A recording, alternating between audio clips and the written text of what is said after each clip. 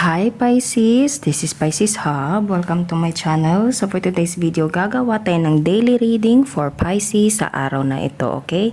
So alamin natin kung ano mga posibleng mangyari, mga gabay mensahe ng ating tarot card for Pisces na nanonood ngayon or yung mga taong nagdi-deal po kay Pisces, okay? So this is a timeless reading, Pisces. So kahit anong araw, buwan, taon mo to napanood, basta tugma sa sitwasyon niyo po, take mo lang, okay? So, gamitin natin itong dalawang tarot card natin dito and alamin natin kung ano yung mga posibleng mangyari, mga gabay mensahe ng cards for Pisces o yung mga taong nagdi-deal kay Pisces po. Okay? So, reminder lang po na ito ay general reading, Pisces. So, pwede pong mag-resonate sa iyo, pwede pong hindi, and welcome po ang lahat ng gender, babae, lalaki, LGBT, ay pwede po ito sa lahat. Take nyo lang kung kanino, again, kanino mag-resonate, kung hindi, wag pong ipilit, okay? So, alamin natin kung ano yung mga posibleng mangyari, mga messages, gabay, mensahe ng cards for Pisces sa araw na ito. Any messages po? Shuffle muna natin, Pisces.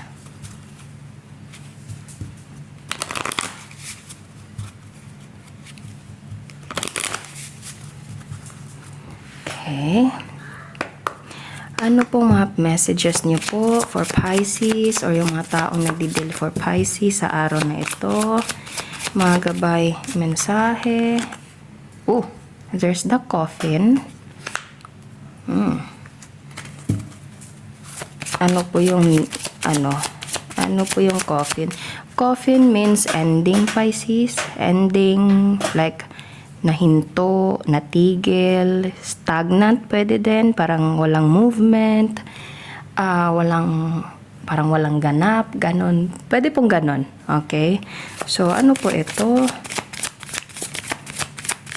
Pero, eto, napansin ko dito sa card natin, there's a coffin, but at the same time, meron tayo ditong parang flower na lotus. And this flower means na parang rebirth. Okay, kung ano man yung natigil, it means na merong rason yun. Kung merong rason, there's something na bigger, there's something na better na darating dahil sa natigil. Kumbaga, kung meron mang isang pintong nagsarado, merong ibang pintong magbubukas, Pisces. Pwede pong ganun, okay? So, kung ano man ito, there's the reason and pwedeng merong mas magandang opportunity or something na magbubukas or darating for you, Pisces, okay? So, ano po ito? Any messages pa po for Pisces sa araw na ito? Mga gabay mensahe. Okay, wala. Kunin muna natin tong isang tarot card natin. Baka meron siyang messages po for Pisces sa araw na ito.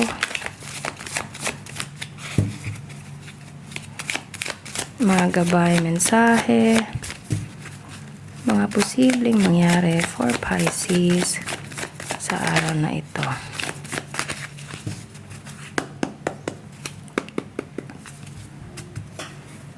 Messages ni po for Pisces. But wala masyadong naglalabas. Any messages po? Baka meron po kayong message for Pisces. Ayun. There's a King of Swords. Merong decision, Pisces. Okay, or someone na parang merong nahinto, merong natigil, or pwede merong decision, or pwede merong bagay na parang kasi itong King of Swords kasi, this is someone na parang superior, okay, or someone na parang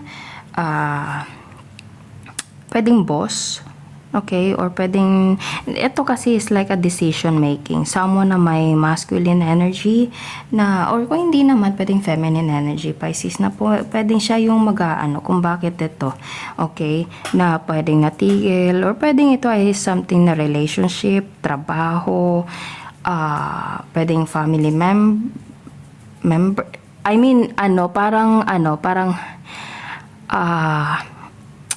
kumbaga kung meron kayong connection ng taong to, you decided na parang putulin na lang, parang iano na lang na maybe because nagiging toxic na, maybe because parang hindi na ganun kaayos yung ano nyo, kaya parang nagdesisyon ka Pisces na parang itigil na lang. Pwede pong ganun. Yun yung ibig kong sabihin Pisces, okay?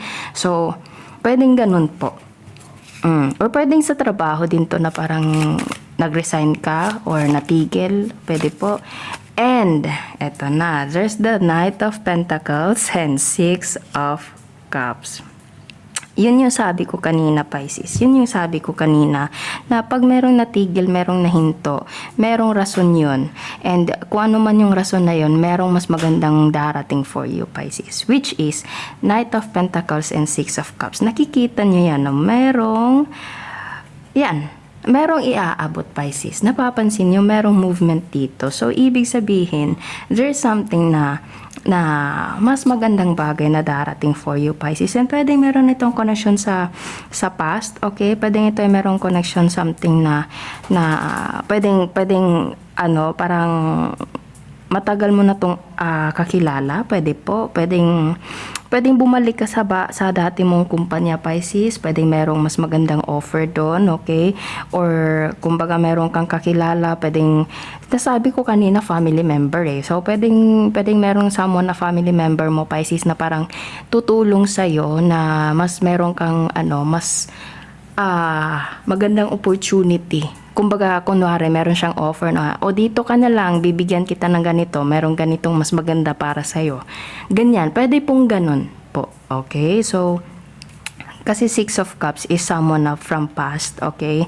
And Knight of Pentacles is like a slow movement, pero darating, okay? Parang slowly but surely, pero darating, Pisces. Meron siyang dalang Knight, and eto, iniaabot na niya. Okay? And pwedeng ito ay galing kay King of Swords. Pwedeng you're dealing with a Gemini, Air sign, Gemini, Libra, Aquarius, Earth sign, Taurus, Virgo, Capricorn, and Water sign, Pisces, Cancer, Scorpio. Okay? So, kuha pa tayo siguro kung meron pang any messages po for Pisces sa araw na ito. Mga gabay, mensahe, mga posible pong mangyari for Pisces or yung mga taong nagdi-deal for Pisces. Oh, there's a thoughts and there's a imprisonment. Okay, so yeah, pwedeng meron kayong pwedeng hindi kayo nag-uusap ng taong to, Pisces, or pwedeng you're stuck in a relationship, pwede po. Okay, na kumbaga parang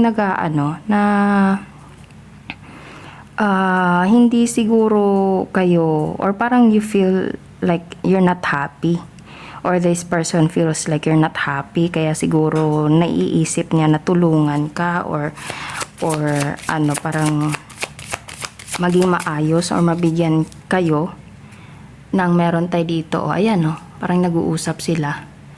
Okay? Or, kung hindi man to about sa trabaho or sa opportunity, Pisces, pwedeng ito yung meron connection sa love.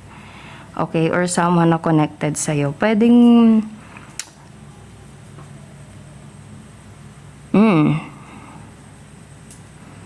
pwedeng love, pwedeng relationship, pwedeng someone from your past. Pwedeng merong ex, pwede po. Or someone na matagal mo sigurong hindi nakakausap, pwedeng hindi ka nag-uusap ng taong to, blinak mo, blinak ka, okay? And pwedeng iniisip ka niya, okay? Ayan, no, thoughts, and then nasundan ng imprisonment. So, and then there's a coffin. So, there's something na parang natigil sa inyong dalawa, and pumapasok ka sa isipan niya, Pisces. And pwedeng makikipag-communicate siya sa'yo to this person, okay? Pwedeng makikipag-communicate siya sa'yo. Pwedeng matagal-tagal din na panahon na hindi kayo nag-uusap ng taong to. Pero darating at darating siya, Pisces. Okay, darating at darating siya. And pwedeng there's a possibility na magkakabalikan kayo. If, kung tatanggapin mo, Pisces, ganun. Or, pwede pong vice versa. Pwedeng ikaw ay someone na galing kay teka lang, iayos muna natin to kasi nasa pala. Ayan. So, hindi pala na ng camera natin. Ayan. So, there is someone na Again, it's still up to you kung tatanggapin mo itong someone from your past, Pisces. Kung meron man itong connection sa love, okay? So, pwedeng natigil, nahinto, nag-break kayo, okay? And pwedeng pwedeng ito kasi someone na parang decision or parang iniisip na sa isipan, okay? Thoughts, ayan, no? So, pwedeng pumapasok ka sa isipan niya, Pisces, ang gusto niyang maging maayos kayo, or pwedeng pwedeng na na gusto kanyang kumustahin, okay? Parang ganun po. Okay, with this person right here, and then there's the Devil card. And this is someone na you're connected na medyo, toxic. Ayan, no, dalawa kayo, dalawa din dito. So, and dalawa din dito. And ito din, dalawa. Okay, so, pwedeng you're dealing with someone na from your past. And pwedeng merong parang naiisip ka, naaalala ka, or naaalala mo siya. Pwede pong ganun. And this person will try to communicate with you. Okay? Or, yun nga, parang sinabi ko kanina, opportunity, trabaho, na pwedeng parang natigil, nahinto, pwede ding nag-resign ka, Pisces. And there is someone na pwedeng family member mo, or kung hindi naman, kung yung malapit sa buhay mo, Pisces, na nakakilala mo dati, na pwedeng mag-aano siya, na mag-o-offer siya sa'yo na gusto mo ito na lang kasi mas maganda to, ganito na lang, meron akong ibibigay sa'yo dito, ganito. Pwede pong ganun kasi ito is someone from your past. And pwedeng ikaw yung naisipan niya na mabigyan ng opportunity, Pisces, kasi siguro alam niya na medyo merong kakulangan siguro sa pinansyal, okay, or sa and ikaw yung naisipan niyang tulungan, Pisces, and this person will try to communicate with you. And eto, it's either this is your like this or this is someone from past. Okay, and there's someone na gusto ka siguro niyan tulungan po. Okay, so pwede itong sa trabaho, sa opportunity, pwede ding sa love po. Take nyo lang kung saan po mag-resonate, okay? So there's a Capricorn, pwede you're dealing with a Capricorn, Air sign, Gemini, Libra, Aquarius, Earth sign, Taurus, Virgo, Capricorn, and Water sign, Pisces, Cancer, Scorpio. Okay, so yun po ang ating reading for Pisces sa araw na ito. Naway nagustuhan niyo po. Huwag niyo po sanang kalimutan na mag-like at mag-subscribe po sa ating channel. And click the bell button para ma-notify po kayo sa next videos na i-upload natin. Okay? So thank you, Pisces, and God bless!